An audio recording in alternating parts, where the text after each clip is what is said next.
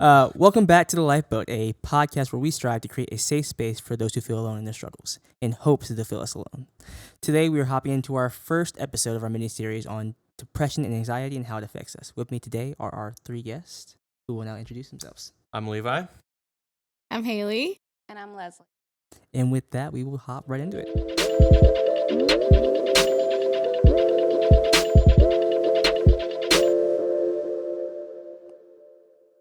For depression and anxiety, our first question, we're going to dive into it, is in your own words, what does depression and or anxiety feel like to you? That's a good question. Anyone want to take it? I would describe it like for me, in my past seasons of being in depression and having anxiety, probably, I don't know, I feel like the best word to describe it would be like empty. That's good. Just because, I don't know, I felt like I was missing a lot of things, and I was searching for a lot of things that I didn't have. And so most of the times, like I felt empty. But it was weird because I don't know, empty with weight. I don't know. A heavy emptiness. Yeah, heavy emptiness. Look at you. Yeah, absolutely. I know I described it as numb. I don't know if numb and emptiness are like the same thing. No, I think numb's good. Yeah, Yeah. like numb to like feeling anything negative way. I would say it's like a darkness, like a cloud, the heaviness too, just isolation, you know, like, and you want to isolate, like you don't want to be bothered with anything or anybody, or even sometimes even getting out of the bed. Mm-hmm. Okay. Yeah. Man, I feel like I over answered this. I broke it down, each one, into like light and heavy depression and anxiety, just because that's kind of how it makes sense in my head. But like light depression is just abnormal sadness. Like I get in sour moods and like a gray or foggy world. That's just how it feels like for me. Anxiety is like fast heartbeat, stress. Just feels like all the pressure in the world is coming down on me. And then for like heavy, it's just everything's like debilitating. Every negative emotion is just tenfold. It's horrible. I feel pointless. I self-depreciate, just crap on myself every chance I get. And then there's like a lack of value in the world for me that I see. But yeah, and then for anxiety, it's just everything is just worse. Like all of the light feelings of like fast heartbeat, stress, pressure, everything is just times worse. Like you feel like the world is caving in on you, or you're walking through a tunnel that's slowly closing. Yeah, that's how it feels for me. I think for anxiety, because I was thinking more about the depression when I said like dark, but anxiety is like anxious, and every little thing can set you off because you're already at that point where you're frazzled or you just feel like overwhelmed. So I think any little thing is gonna just set you off and make you even more anxious. Oh, yeah. Those minor inconveniences become the biggest problems in the world. Yeah, for sure. Yeah. I think that's probably what I meant by like a heavy emptiness, because with depression you definitely feel empty, but with the anxiety you feel the heaviness. It's like you everything. got that weighted vest. Yeah. Absolutely. No, and so for you guys, so this is like a seasonal thing, or is it more of a like an all around the year type thing? It definitely differs for different people. I can say for me, so I'm a lot older than you guys. I could be your mom, and I am Mama Lesley, but I could say like it's been something that I've dealt with all my life, probably since I was in 9th, 10th grade when my parents divorced. So it's something that I've learned to deal with as I've gotten older. Like now I do still have periods of depression where I just shut down. I will just stay. I don't want to talk to anybody. I get irritable, and I try not to talk to anybody because I don't want to say the wrong thing, right? Yeah. With anxiety, it's more of I've found a way to play a game on my phone. It's the only real game I play that kind of helps me decompress and kind of focus, but also sometimes like having conversations with friends, or, you know, like that will lift you up. And I have a dear friend. Love her dearly, Sandra. And I always tell her there are things that she tells me that I don't want to necessarily hear. But she knows me, and she knows like if I'm overreacting, or if, you know, maybe it is something that's a big deal that I need to address. Yeah. So Yeah. I think it's definitely like seasonal for me. Like it's different for everybody, of course. Yeah. but if you've been around around the church long enough, you talk about the different seasons, Yeah, spring, absolutely. summer, fall, and winter, and depression and anxiety falls into winter. Um, but I think for me, like, it's definitely seasonal right now. I feel like I'm in my summer season. Right. And I'm like, fall, I'm just waiting for you to come, you know? No, you said. But yeah, it's definitely seasonal. And with like depression, um, I didn't know how to cope with depression or deal with depression. I feel like it's different for everyone, like how you figure it out and stuff.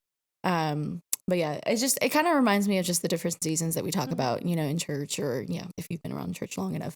But yeah. Yeah, absolutely. I'm both. I've had ever since COVID. I mean, COVID was pretty much the start of everything for I Yeah. feel like most For a people. lot of people. Yeah. But COVID just set off my depression in earnest, and then my anxiety was when I got into a car crash. I rear-ended someone, and that like I couldn't drive for a few days, but then I just started having just normal panic attacks. And that's all but gone away type of thing. Like only at the start of this semester, I remember telling you I had like 4 panic attacks, one a day in a row. It was just horrible. And it was syllabus week, which is the worst week to have panic attacks because there's nothing going on. But yeah, depression is just it's like any day I could wake up and just be depressed. It just I don't really know anymore. But I know that like heavy depression for me is seasonal. Like I'll go through seasons of just where every day is tough. But for the most part, I just feel a general sadness. But I don't know. For me, some days are great where I don't feel it at all. But then there's just the normal. I feel like of just it's kind of always there. But I've learned to live with it, acknowledge it, block it away, not listen to it. And I'll Yeah. jump in there. Well, I'll call it a bofand. We used that term a while back, and I actually really do like it. Yeah. It really just depends on the day. Some days, like as you said, they're up and downs. I feel like I carry a lot of it with me in general, so I definitely have a lot of anxiety. The simplest of wrong thing in a conversation can kind of just set off my day and kind of just lead straight into depression. So it really just depends on the day for me. Um, yeah, that's kind of just Yeah, how it absolutely. works. And how do we see these start to manifest? Like how I know we talked about how like the simplest wrong coming in the conversation can just set you off, or like the singlest. Sorry, I'm trying to like grasp the straws for that that term, but like the smallest thing can like set you off and just start Yeah. everything. So how do we start to see these manifest in like in our personal?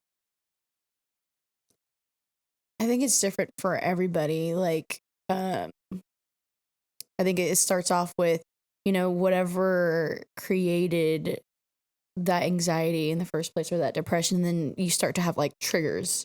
Sometimes it's triggers that you don't even know about. Yeah. Like for me, for example, like, I grew up in a broken home. Like I didn't have my mom or my dad around. My grandparents raised me, and I remember every year on Father's Day, like I would just like I knew that Father's Day was coming, and so like as a little girl, like that anxiousness would just build up. And then when Father's Day did come and I see little girls with their dad, like that was kind of like a trigger for me. Like, okay, I need to go hide. I need to go in my closet. I need to go in my room and I need to go cry and just get it out. So that's just like, that was a trigger for me. Like I'm long over that now, but I think, yeah, just everybody has different types of triggers or things that triggers that. What do you About think? you guys? I know for me, it could. So let me go back just a little bit. So I've always been on the heavier side, like when I was in high school, middle school, and so I got teased a lot. And because my name is Lesley, people would call me Lesley, like just teased different ways. And then I would feel like I didn't have a good self-esteem. So I let that bring me down, and it would just be like one thing. Somebody would say something negative, and then it's just like, you're not worth it. Like, you're fat. You know, nobody cares, and you should just not be here. So a lot of times I would take that on, you know, and then when my parents got divorced, we moved to an area. I grew up in the suburbs, very diverse, and then we moved to an area that was predominantly white. And so in my class, there were only 2 Black females and 6 Black males. And so most of the Black males dated white females. And so then I didn't have anybody that wanted to date me. Everybody went to prom. I didn't go to prom. Like, so it was just like I was always in this cycle of being depressed all the time. And so I started to like digress and just act out. And me acting out in high school, and I tell my boys I'm not proud of this, but I got into two major fights where I got suspended in school because I was acting out. I was depressed. I was sad. I felt lonely, those type of things. So that's how it manifests in my life when I was younger. And as I got older, I learned to deal with it, to cope with it. And when I could feel it like building up, because Chase, you being my son, you know, I tell you, like, there's a rabbit hole. When you start feeling depressed, everything that you start, like, that starts piling onto you takes you into that rabbit hole. Yeah. So you have a choice. You can either dive into it and go all the way down, or you can try to find ways to pull yourself out of it. Because if you've had depression enough, you know when you're getting into that cycle of You spiraling, start to see the signs. you know, of, and like I said, there are days when I'm just like, I don't want to talk to anybody. I don't want to be with anybody. So I do see it manifest a lot. And especially like working, where you have the pressures of working, the pressures of being a mom. And being a mom, like, there's no book for that. But you know, I feel like there's a few, but there's not there's great. there are books that people have written, but there's not like a rule book. Like, this is what a mom does, right? Yeah. So then you try to do the best that you can with your kids, and when you see your, like, with you, when you were struggling with depression, like, there was nothing I could do about that. Like, I could have said anything, but you didn't want to hear it because you were in your depression zone. Yeah.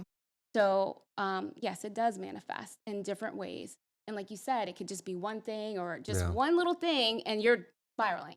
Right? Yeah, absolutely. I mean, mine is just kind of everyone else's for me. I don't have necessarily triggers. If I see a car crash, then I'll start to swell and have a panic attack just sitting in my car freaking out. But those I can usually like wrestle with really quickly just because it's my head that like, oh, I know this isn't happening. I know I'm safe. I'm okay. Yeah. But for depression, for me, if I have a day where it's just thing after thing, like I wake up late, I get to school and it's a hard assignment. I get to school, I get all the answers wrong just because I like to pride myself on, you know, answering all the questions correctly. And then I have a horrible workout, or I can't go to my favorite fast food place to get some food real quick. Like, it just builds and then it'll spiral into the next day. That's where it starts. And then for me, like, the way I catch it, I guess, like, I acknowledge it, is I'll see myself be more reclusive. Like, I love being with people. Like, it's my favorite thing in the world. And of course, COVID ruined it for most people. We all became, what's that word? There's introvert. Like, we all became introverts overnight, sadly, and it was horrible. And then I'll see, like, I have a short temper, and then I'm quick with the bad emotions. Like, I'm just instantly like, if there's an inconvenience, I'll be sad. Like, it's not that, like, something good will happen and I'm overjoyed for the rest of the day, how we should be. Like, you find $1 on the street, that's awesome. You have $1 now. I'll just be very quick to have those bad emotions. But yeah, absolutely. Yeah. I think with that, like, you don't see it happening first. I feel like you don't have that awareness, but your friends and your family, like the people around you, see it first before you do. Yeah, that's one of the that's huge. I'll sit there for like 5 days and I don't realize I'm depressed, and my mom will come up to me and she's like, "What's wrong with you? You are quiet." Yeah. Miss Davis is looking at Chase with lovely eyes, just hitting him. Chase. Mom knows. Yeah. That's something that I definitely acknowledged that like a year or two ago, and I'm like, dang, my mom knows. Like, she can just tell. Like, she can see it. It's like I have this aura, and she just can see it. Yeah. We talked about coping mechanisms, which has been brought up a couple times. And I just want to ask, like, everybody copes differently. How do y'all cope, like, individually? Oh man, I coped with depression in a really bad way. Like, I think at one point in my life I had an alcohol problem because I hid alcohol in my room, and I would hide liquor in my room, and I would hide beer in my room, and like I think that's when I know that I'm like, okay, like there's something going, or there's something wrong, with me, not, like that. But Yeah. I'm going through something, because a lot of the times, like, I would just lock myself in my room. And so that's how I would cope. I coped with drinking at least once every day. And then on the parties, I mean, on the weekends, it was like party, like just continuously drink. And that's how I coped. That was the only way I knew how to cope, sadly. But yeah, that. And I think just going to like other people for, like answers, or just to make me feel better, distracting myself, being out all the time. Like, I'm an extrovert. I'm a 7. I love going out. I love people anyways. But I think I was doing that in a very like unhealthy way, and not taking time to like process. So I don't know. In a way, I think I was trying to create like a different reality or whatever. But yeah, that was definitely it. Yeah. And then it brought me down to my rock bottom. And let me see, oh my gosh, it's 2024. 2021, I think a lot of things played into it though. I would drink. Oh, sorry. I would drink. I would go out to parties. I would find value in like guys. Cause like I said, I grew up in a broken home without a dad. And so, in 2021, like I hit my rock bottom, and I was just like ready to be done with life. And so unfortunately, like I hit a point in my life where I overdosed on pills, and I tried to, commit suicide. And after that, after going through all that and being in the hospital and being put in a mental facility, like I remember it was a hard process and a long process too. I remember I just laid in my bed, and it was like probably 3 or 4 or something in the morning, and I just couldn't sleep, and I was going through withdrawal. Like, it was that bad.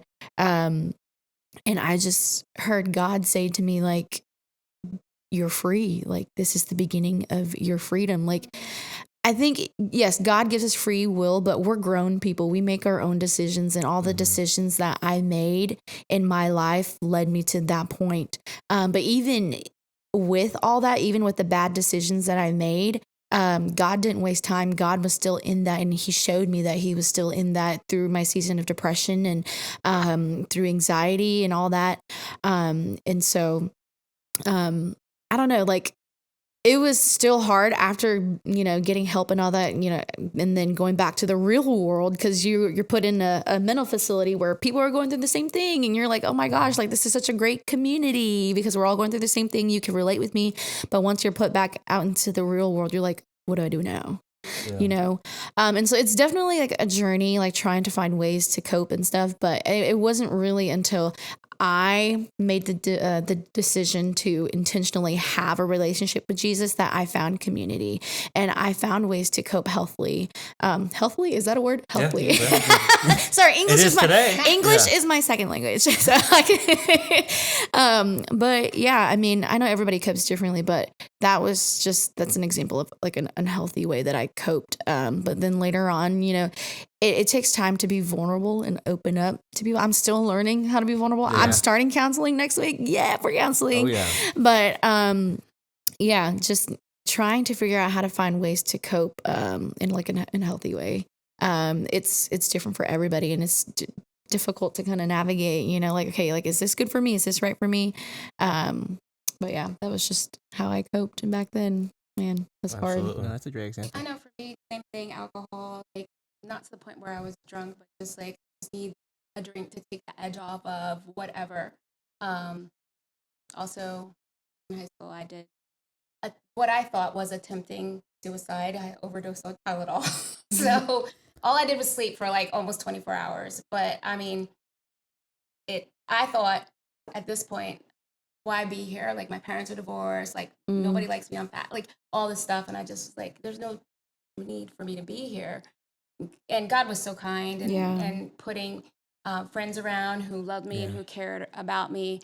And so how I cope with it is not necessarily alcohol, but every so often maybe but I like to read. I haven't done it in a while, but back then reading would take me into a different like world. Oh yeah. Like you submerge yourself into this book and you get involved with the characters and like you don't think about like what's going on in your life, right? Yeah.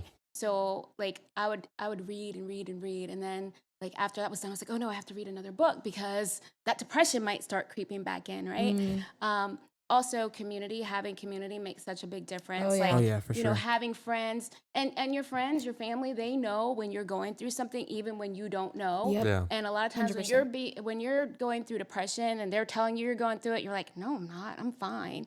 But you're not, you know, and you don't want to hear them, but they know. And I know, like with Chase, I've learned when he's going through like an episode, I'm just like, are you having one of those days? Like that's what I'll say instead of, are you depressed? Like, are you having one of those days? And I kind of give him space to work through it, but also remind him that you can spiral, you know. But also, I play a game. I love games. If anybody knows me, I'm a big game. Like I like love matching games. and Yeah, all kinds of games, matching games, design games, and it kind of again puts me in a different world.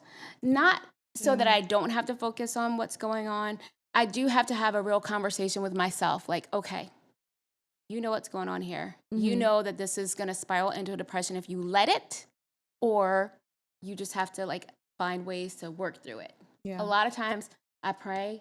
I have certain scriptures that I read, and I just read them over and over again until I feel peace. Yeah. Yeah, no, Yeah. I definitely get that. Absolutely. What do you think? It really does depend. My ultimate like jump to when I'm in my own head is isolation, and that's not healthy at all. No. And I do think community is a great way to find a way to like start coping, like get around people, especially if you know that by yourself you can get into destructive habits. So I've been trying to do that a little more often. I've been throwing myself out of my comfort zone when I know I'm not feeling at my best into situations where I'm forced to socialize and be around people that not that I don't necessarily like them, but like I know that they'll fill my spirits up.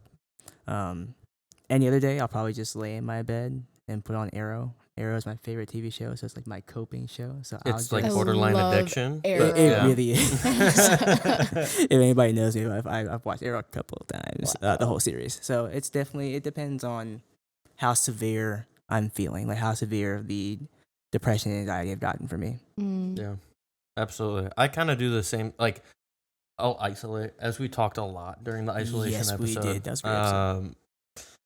For me, when I get to that point of like where my depression is a real thing in that time, I'll just isolate and just sit in it. And it's so unhealthy. Yeah. And it's so bad. Yeah. And I choose to be in this negative space. And sometimes I'll sit in that and realize I hate this. This is the worst thing in the world. And so I'll use healthy coping mechanism to change that, like seeking people out, like community. Yeah. Like that's just it. Or I'll go on a hike. That's my big thing that I found in Dahlonega, where I was at school at UNG. Lovely school, woot woot. No, I would just get into this really, really bad season. And then I was also incredibly overweight at that time. I was like, 20, 30 pounds heavier than I am now. It was bad. And so I would just, you know what? I got to go to Walmart. I don't have a car, so I'll just walk. It was 1.5 miles there and then 1.5 back. And so I'd walk there. And then on my worst day, I would be on the way and just realize that like none of it actually mattered. It's there for me. It's something about that cold air that I get outside and I breathe it in, and then everything just goes away. Because all I focus on is walking, and then I somehow rationally just work through the problem. Yeah. It's kind of a mystery to me. I still don't understand how it works in my own head, but that and community. I mean, community is key. Huge. It's even like I'll go to my family, and if I'm having like a really bad day, I won't participate with them, and they'll see it and they're frustrated by it because I'm not being part of the family. But when it's bad, I'll just go and sit with them because I need other people to bring me back into reality because I'm so far gone that I need that tether, and my family is that place for me. No, Absolutely. definitely. I think and people that are just what that and I don't want to talk to people. I don't want to be with Oh, yeah. people, Yeah. right? But you have to, Yeah. because when you isolate yourself, that's a dangerous place to be. Yes, Yeah. it is. And there, like, I lead a women's small group, and I have 16 people in my group. Wow. And I love it because, like, everybody's like, I'm so glad that we have this group. Yeah. And otherwise, they would not have joined a group. There are some Yeah. people that would have never joined a group, but somebody said, hey, come, Mm-hmm. check it out. And I always say, just check it out. If it's not for you, then it's not for you. But, Yeah. like, even if you're, like, let's say, do a church group or some sort of group in some organization, try it out. I mean, what's the worst thing that could happen? Yeah. That You end up you meet just- somebody, Right. Yeah. Worst case scenario, you don't like it, but you know Right. you don't like that situation. So Right. you Yeah. can try something something Try else. something else. else. Yeah. Yeah. Yeah. I think community is great, but not just finding community, finding a healthy community. Yeah. Yes. Oh, absolutely. Because That's when the I key was, word. when I was super, super depressed, I was again like looking for community because I felt lonely, but I had the wrong group of friends, the group of friends that would, hey, let's go party and drink and get like blacked out drunk, dude. And like, that kind of, but once I found a healthy community, like my church family, oh my gosh. Like I think the last time I felt depressed was probably last August. I was going through, a breakup. And I think that anxiety and depression had built up. But again, I was just kind of like blocking it out, not realizing that. But my family knew, like, they're like, you're going through something. And I was like, no, I'm not. Like, I'm just, it's just life. Like it happens, But I'm so thankful for the community that I had, and for the pastors that I had. Like, I reached out to Seth and I reached out to Ansley, and like, they were like my church family, my community were there to be like, hey, like, you need borrowed faith? I'm here for you. You need prayers? I'm here for you. Like, do you need me to just go to the store with you? I'm here for you. So not just finding like, random friends or like just a random community, but a healthy community. Yeah. Absolutely. And I'll move on to our next question. It's like, how do friends and family play a role in this? Because sometimes it can be positive, sometimes it can be negative. Like my mom mentioned, like she'll know with me when it's a spiral, and that's definitely I messed up twice. Identifier for me to know that I am definitely in the midst of having a real problem. So Yeah, I feel like with community, that's kind of the key term. How families, or the key way that friends and family play in, is that it's either a healthy community or an unhealthy one, where they encourage you to stay in that place, whether knowingly or unknowingly. If they knowingly encourage you to stay depressed, then it's a problem. I feel like we should definitely be acknowledging that we need to move on, Yeah, if that's the case. absolutely. But for me, I kind of take my friends and family and then twist them into a negative thing. It's this mind game I lovingly play with myself. I'll like, my sister Emma is just one of the most amazing people I've ever met. All she wants to do is love and help you. Like, that's it. Like, you know Emma. She's a doll. And her and I are just so similar. So we butt heads. That's just who I am. That's who she is. That's who my dad is. We all just butt heads. And so when I'm in that place, I'll take something that she does, meaning out of loving kindness, and I'll twist it to where, oh my gosh, how dare she? That's so crooked of her. And then I'll twist that and then stay with that mentally, and I'll just keep that for the time being. And so, that's something that I definitely have to deal with, and I've been dealing with and getting quite a bit better at. But yeah, it's that community is that key term, though, for sure, with friends and family, I think. I think it depends. So family, I guess, from a mom's perspective, stress over your kids and how they're doing in college, work, relationships, or lack thereof, or, you just worry about them. So you take on that stress. And I don't think, and I could say this from my mom, and I could say it from like just anybody. A lot of times with your family, if your family's going through something, you may be depressed, but then you're taking on that depression in addition to everything that you're going through, and you just start piling it on, and then you start thinking about everything. Oh, I have this issue going on, and this is not right, and my job, like, there's so much that you start piling on. So family can play a part in that, on the negative side, but also as a positive, if your family knows like what you're going through, like there'll be sometimes where I just want to take Chase out, you know, like let's go out, let's go on a okay. a I little. took that the other direction. You mean take you out? Like, I was like, yeah, whoa. yeah. I brought you into this world. I could take you out. No, like just take him out to get him out of the situation. Yeah. You know, like so family can play a positive role and a negative role. But I think for me, I try more now that I'm forward to focus on the positive part of the depression because when I'm in it, I feel it, I know it, and I'm just like, and when Chase is in it, I can see it, I know it. So just try to not like apply pressure because I don't want him to start spiraling, but give him just the right amount of acknowledgement to address and kind of help him because I've been through it. I know he's going through it. I know not that I'm a professional because I'm not, but I know how to help him get out of it. Yeah. Or just sometimes he needs, or anybody just needs a moment. Yeah. Yeah. I think for me, in my experience with depression, like the way that my family played a role in it, and I said it earlier, I grew up in a broken home. And I think just growing up as like a minority and like growing up in an Asian family, like we never talked about depression or how we felt. We never talked about anxiety. And it was just kind of like, take it and just like, it is what it is. Deal with it, you know? And as sad as that is, I think my aunt and my uncle, you know, raising me from half my life to now, she's gone through depression herself. And so she was a little bit more aware of like, you know, what depression looked like. And that's why she would, you know, come check up on me and stuff. But my family is also the type of family to like kind of like show tough love. And so they'll just kind of tell you how it is.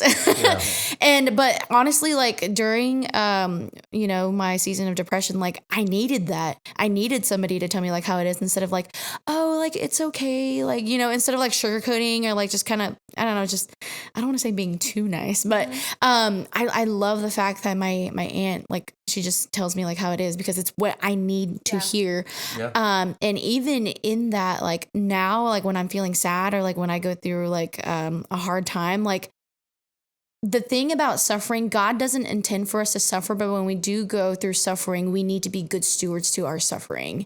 Meaning like, okay, like, yes, I'm going through this and it's hard, but how can I bring it back to God? How, like, for example, my season of depression, yes, it was unfortunate, but I'm so thankful for it because if I didn't go through the stuff that I went through, I would have never seen God work the way that he did. I would have never seen, like for people who say like, oh, miracles don't happen anymore. No, it definitely happens because I shouldn't be here right now. That's number two.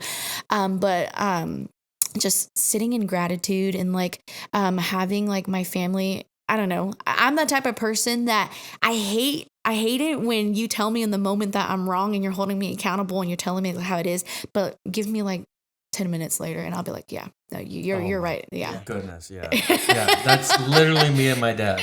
Like I've never buttheaded someone with someone more than him. Yeah. And it's always that. He's like, you're being an idiot. You need to do blah, blah, blah, blah, blah, blah, blah. And then I'm sitting there like, how dare he? How dare he tell me what to do? Yeah. As if he made me. How dare he? And then 10 minutes later, I'm like, oh, he's so right. Dang it, you're right. Like he is the wisest man I've ever met. That's definitely where I'm at for sure. Yeah. Do you ever have that? Oh yeah, for sure. Calling me out is crazy. Where your mom has said something to you? No, and I you did. have No, an it's a epiphany? definitely thing. Yeah. Like when you're going through stuff like that, you don't want to hear it come from people you love. no. It's like, who are you to talk to me? Yeah. Like, get away from me. What are you doing? It's something about the family. Like yeah. it's something about your parents or your Yeah. siblings telling you what to do. You're like, Right. Yeah. how dare you? Yeah. Like like, who I'll do you take think it you from are? my mentor. I'll take it from my friends. Yeah. But my family, oh my, Absolutely not. oh, Yeah. It's something about the people that you love most, but it's because they love you most. They'll tell you how Exactly. it is. Yeah. So yeah. And that's sometimes what it takes. thank Absolutely. you, Pam. Do you think the expectations of others cause depression and anxiety, or can it be self-inflicted? I know we kind of answered that a little bit through our Yeah. answering, but like more of a defined. That's interesting. I think Yeah. it's both. I Mhm. think definitely expectation. I think just normally we set high expectations of people. Oh yeah. Oh yeah. And they don't even know we've set these expectations. And then when they're not meeting them, we're pissed off. Yeah. And then with that comes depression, because that, you know, like they're not doing what you're expecting them to do. They don't realize that they don't know, you know, they're Yeah. not doing what you're expecting them to do, but you're now bent out of shape because you have set this bar so high for them to meet, and they're disappointing you. And I'll take the flip Yeah. side of that. Even like you said, high expectations for yourself. Yeah. And when you don't meet those, you tend to hit the ground. Yes. It's Yeah. just, Yeah. it's Mhm. the circumstantial thing, yeah. Yeah, I think like what Lesley said, I think it's definitely both.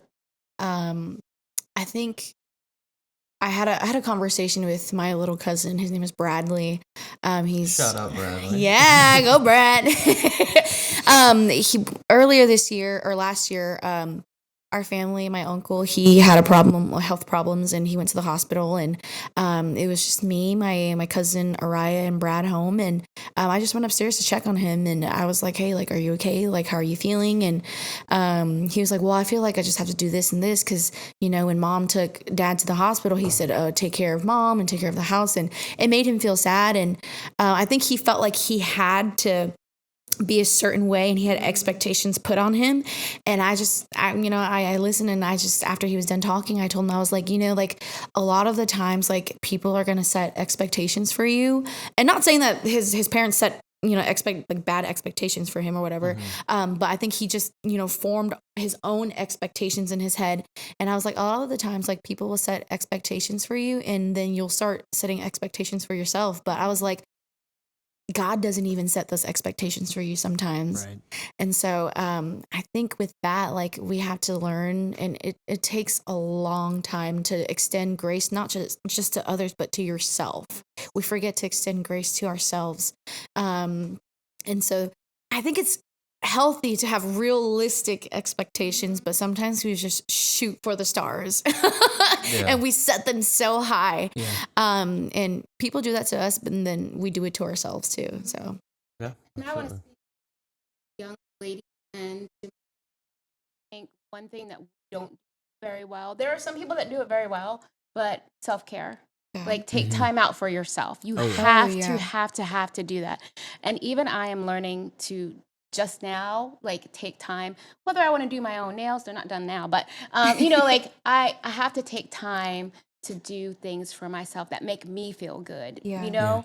And I say that especially to moms, because I know so many moms that are so busy, and they're like, I don't have time to do that. Yes, you have to make time. Schedule it in, put it on your calendar, make it happen. Mm.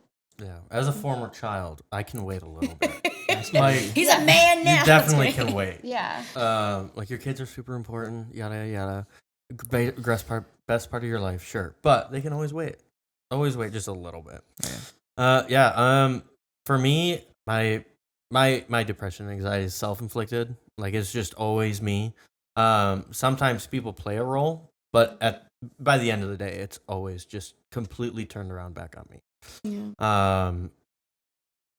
Expectations, though, I don't know. It can like start it, but then I'm like, oh, but I'm not good enough, and so his expectations, I just can't meet them because I'm not good enough without actually taking a real look at myself and really evaluating what I'm capable of. That's how it plays in for me. Yeah.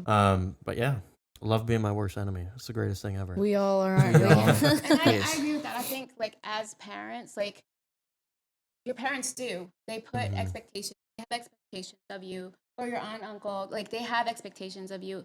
And I think we interpret it as one, like they have these expectations and we interpret it and we set these high expectations for ourselves, right? Mhm. And so then we're like you said, I'm not good enough. I'm never going to be good enough, you know? And the best thing that happens later in life, like here I am trying to measure up. Like I always thought I was never good enough. Like my dad always expected so much of me. And as I got older, became a parent, started working, he would say, I'm so proud of you. Mm. And it just like, I was like, Yeah. he's proud of me. Like, Mm. oh, I actually was doing something right. But Yeah. because I was all the way up here trying to like reach Yeah. this level that he didn't even set for me, that I set for myself, Yeah. I would get depressed because I'm Yeah. like, I'm not good enough. I'm not, Yeah. you know. And even in some of the podcasts, I heard you guys saying like your mom says she's proud of you, and you know, but you know, the only thing that we can ask as a parent is that you guys just do your best. Yeah. That's all we ask. Man. Yeah. And you have to let go any of those other expectations that you feel like your parents are putting on Yeah. you, and just do your best. Yeah. That's so beautiful, because when you were talking about that, it just reminds me of like how we are as like children of God. Like what I said earlier, like the expectations that we set for ourselves, God doesn't even set those. And I think a lot of the times us as, believers, we set expectations for ourselves. Like I have to be like this, and like this for God to love me. Legalism. But honestly, like as a person who does worship, when I hit that stage, I'm like, okay, God wants the best. Like I have to hit this note. I have to be on beat. I have to sing this perfectly. But honestly, like when you said, parents, like when your dad told you, hey, like, I'm proud of you. Sometimes I miss the high note. Sometimes I crack. Sometimes I miss that beat. But God's not looking at that. God's looking for your heart. And when you give your best, that's such a sweet aroma to God. And that's what makes God say, I am so proud of you. And so I just had this beautiful image in my head when you said that, like, God's like, hey, like, I'm proud of you. Like, I love you. I'm not, you don't have to be perfect. You don't have to do this perfectly. I see your heart and you're giving me your best. That's holy excellence. I love you so much. I'm so proud of you. That's it. I mean, I feel like the intent is everything. Like as long as you had the intent to try, and you really did try, and you made it as far as you feel that you could healthily go, then that's okay. I've been going through that a lot with my dad recently, is that I know what he expects of his children, and he expects a lot because he is so good. Like he is such a smart man, and he's accomplished an unbelievable amount. And so I feel like I set expectations from what he thinks for myself. Like I make up expectations, but it's just been feeling like not downer, but like it's just been feeling hard lately. And about a week ago, he pulled me aside. It was just him and my mom outside, and they were talking, and he was like, man, I'm proud of you. Oh, like, go dad. You have such strong morals, and that's something that I don't acknowledge a lot. And I'm really proud of you for that. Thank you. Brought me to tears. I was like, man, thanks. I needed that. That's a toughie. Yeah. Like, it's been hard lately. Yeah. And so to hear that, like, you're actually doing all right. You're doing pretty good is huge. It definitely alleviates a lot on the depression and anxiety, for sure. Like, it throws the life preserver, I guess, out. Yeah. Is that stuff. Yeah. And I try to do that a lot with my. I always say, like, No, you're fine. I try to say, like, I'm very proud of you, and they're like, for what? But I am. Like, I think you need to hear that. I think you need to reinforce it in your kids, in your friends, even. Like, if you see a friend that's struggling, to say, hey, I'm proud of you. Yeah. And maybe, like you said, maybe that's what they need to hear. Yeah. Maybe they are having an internal struggle about something, and maybe they haven't even shared it with you. But if you just saying that you're proud of them, and even maybe using a little example, will make all the difference in the world. Yeah. A testament that we always say is, like, you never know what someone else is going through, and what you can say to change that. Like, I will talk to, like, when you tell us you're proud of us, I'm like, for what? I'm not doing anything. There's nothing going on that's important, but it does later on. I'm like, thanks, Mom. Yeah. Because I'm very grateful. Because I do set those high expectations that you don't set for me. You even tell me, you're like, I didn't set those for you. Why are you trying to reach them? I'm like, because I feel like I have to. Yeah. And I don't know. I just think it's really important to us. Absolutely. All right. So what stops us from seeking out help? Us. That's it. Bye, guys. And then part two. Yeah. I think it's just like us being us. Like we're very prideful humans. Like that's just what we are. We're very prideful. We're shameful. Like we're just us. We are very short, and we have a lot of shortcomings in our mental state. So I think just my pride stops me a lot. Yeah. For sure. No, for sure. Going off of that, it's definitely pride. Like, I feel like, oh no, like I got it. I don't need anybody to help me. Exactly. Like it's my problems, nobody else's problem. And so a lot of the times I get into that mindset, and I think especially with ministry too, we're like, okay, no, like this is my role, my job. Like I got it. But honestly, man, like the best way that you're going to get through something, the best way that you're going to feel better or, get free from that is to reach out and get help and stop being so prideful, because I got in this mindset where it's like, oh no, like everybody's going through their own thing. I don't want to, burden them with my problems and da da da da. And that might sound like, oh my gosh, like she's trying to be nice and, not, put her problem on others. But honestly, that's pride. Like that's you saying like, no, like I got it. Like I'm independent. I don't need you. I don't need help. But at the end of the day, like our dependence, like we do have to depend on God and the people that he's given us and the resources that he's given us, to help us get free from depression and anxiety and all that. And so I think it's definitely pride for sure. Yeah. And just real quick, I know we're long on time, but I always say this: you never know what somebody's going through, and by not knowing what somebody else is going through, you never know if their struggle is the same as yours. Yeah. Right. So that's why it's good to talk to other people, because somebody could have gone through what you've gone through and be very helpful to you in your situation. Yeah. Of course. Yeah, talking about it is only a good thing. Yeah. It just spreads it. Like, Yeah. that's the whole point of this. Yeah, Yeah. it is. Yep. Is that other people might be going through exactly what each one of us has Yep. gone through. Yeah. So just at least getting the word out, showing that it has not happened and alone. we're all still here. Yeah. Right. Yeah. Absolutely. Yeah. And because we're short on time, I'm going to combine our last two questions because they're kind of the same. It's kind of, what would you say to someone who's currently struggling with anxiety and depression, and what are some things that they might find helpful from your perspective? Mm-hmm. Talk about it. Just talk about it. Mm-hmm. Like, Hop on the pod. yeah. Seek counseling. And a good way to do that is maybe talk to somebody that maybe you don't know they've been to counseling before, and maybe they can recommend a good counselor. If you're a member of a church, speak with a pastor, and just find a community. Yeah, absolutely. Yeah. Just honestly talk about it. If, just find that person that you trust that you can just, dump things on. Like I'm an external processor. I am not an internal processor. I talk a lot. And with that, like it really, really helps. But with that, you also have to make the decision to be vulnerable and really have to ask yourself, like, okay, do I really, really want to be free from this? So whether it's a counselor, whether it's a pastor, whether it's just a friend or your mom, your dad, it doesn't matter. Like definitely talk about it. Yeah. I mean, just talk. Like that's something that we've said, I think, every single episode. Oh yeah. Is baseline is just talk. You can't. Suffering is only when you're alone. Yep. It's really, really difficult to suffer with others. Yeah. So just talk and have that start be talking with others, with just friends and family, and then once you're at a stage where you're acknowledging what's going on, and you might not be able to process it, but you're acknowledging it, then seek professional help. Seek doctors, seek psychiatrists, seek therapists, seek pastors. Yeah, just seek the people who know. Yeah. And I'll drive that point, like one final nail in the coffin on that one for this episode. But like, find people who love you. Like, go ahead and go find one person. I guarantee you, one person cares about your well-being. Just go find that one person and just talk. Yeah. Like, you never know how freeing that can be. And if you see your friends suffering through that, you be that one person.